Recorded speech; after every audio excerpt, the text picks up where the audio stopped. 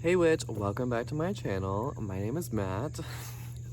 I am seriously so bad about remembering to say my name on this channel, and I never realized that it's not listed below. But today we are making ink out of walnuts. I am just like pretending to live my best pioneer woman life out here in Pennsylvania, in the country. This beautiful scenery behind me. What was I saying? Walnut ink. We're making walnut ink today. So this is actually in the future. We're about to take it back into the past while I make it. This process has taken so long, mainly because Amazon has delayed my order by like 5 days. I'm waiting on the last ingredient that I need to make this ink. I just want to get it done. But the results so far have been pretty good. Before we jump into it, walnuts are really great for spell work involving the mind, since the walnut, when you crack it open, it looks like two different lobes. Is it lobes? No, it's two different hemispheres. Hemispheres, that's the right word, of the brain. That's what the a meat of the walnut inside looks like. So it's commonly believed that it helps increase mental powers, like consuming the walnut. I personally believe it's great for creativity, especially like having to do with mental powers and the brain. Some people say that it is linked to infertility, so throwing that out there. But it does kind of make sense that it could be useful for like infertility if you're not trying to have babies or whatever, because there is a component inside the husk of the walnut itself that prevents, it like inhibits plant growth. So when the walnut is breaking down in nature, the husk, those chemicals in the husk break down into the soil and prevent other competitive plants from growing in the same area as the walnut. So it does kind of make sense for it to be used for infertility as well. But we are going to make some ink for art and magical spell writing. So let's stop talking and get right into it, because it's kind of a long process. So I'm just gathering up my walnuts that I've already harvested. It is totally okay to use ones that are a little bit brown, but be warned, if they are too far gone, they might contain little maggots inside. So just be wary of that. I'm just gonna give them a quick rinse in the sink just to wash all the grass and the dirt off before I start boiling them, you know, sanitary.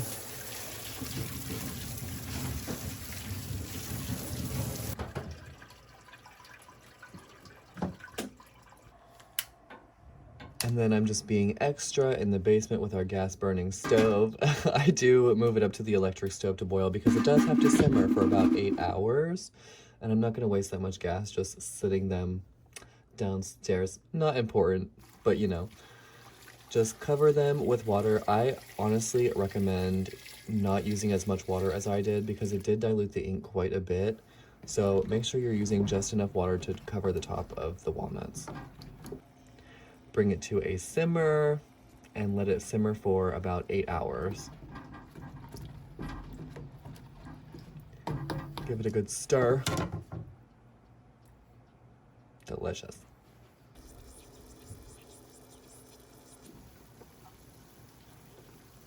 Sorry about the egg carton.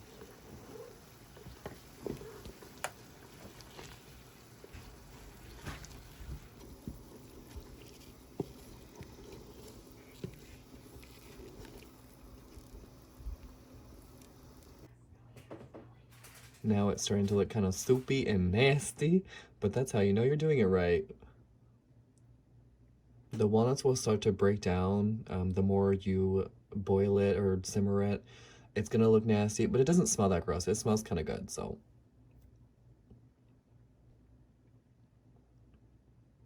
You can tell that the ink is starting to dye the wood. And here I'm just peeling off the husk of the walnuts and discarding the nuts that are inside because they don't really have anything to do with the process.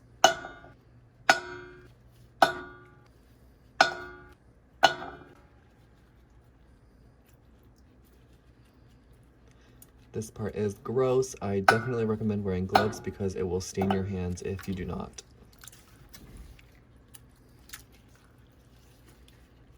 Those noises trigger my misophonia. This is nasty. I feel like a lunch lady right now.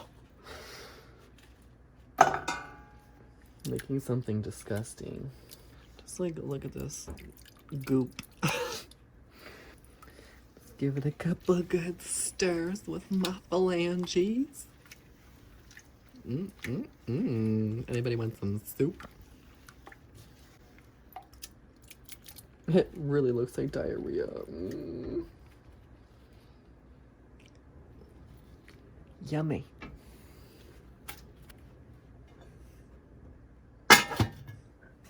Cover it back up and let it continue to set. Okay, it looks normal. I let it sit for about 24 hours. Still smells the same.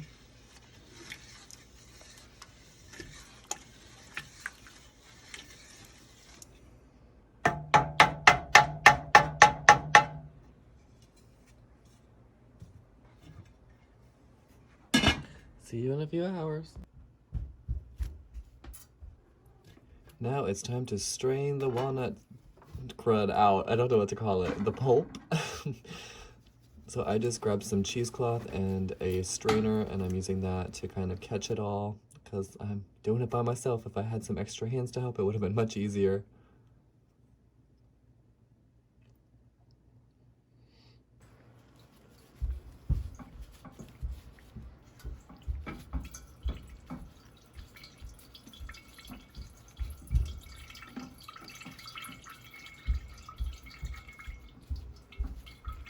There was too much pulp for my cheesecloth, so I tried my best.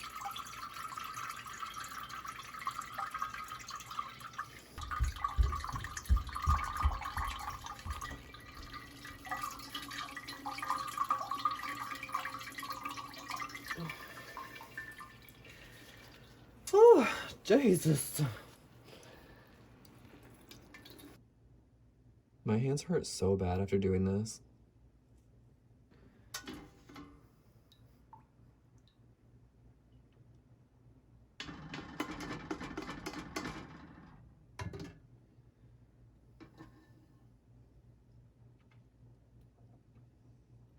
And this is what it looks like after straining it. Next, I add some 5% acidity white distilled vinegar, and that kind of helps to prevent mold growth. The 5% acidity does kill most mold specimens, not all of them, but it'll definitely be fine. Keep it going, Missy.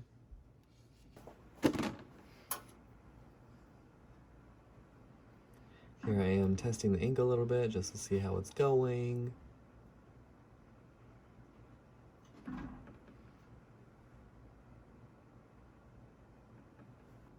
And the ink does oxidize as it sits, so you will get a darker color the longer it sits.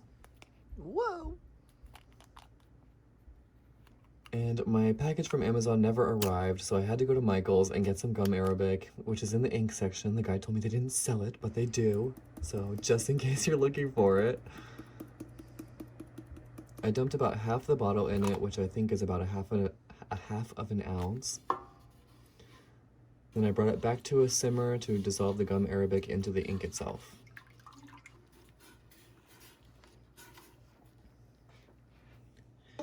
Then I scoop it into cleansed little jars. I'm using the same jars that I use for my candle magic powders just because I like to keep a similar aesthetic across the board. And there we have our first ink. So cute. Don't mind my red Solo cup. Use what you got.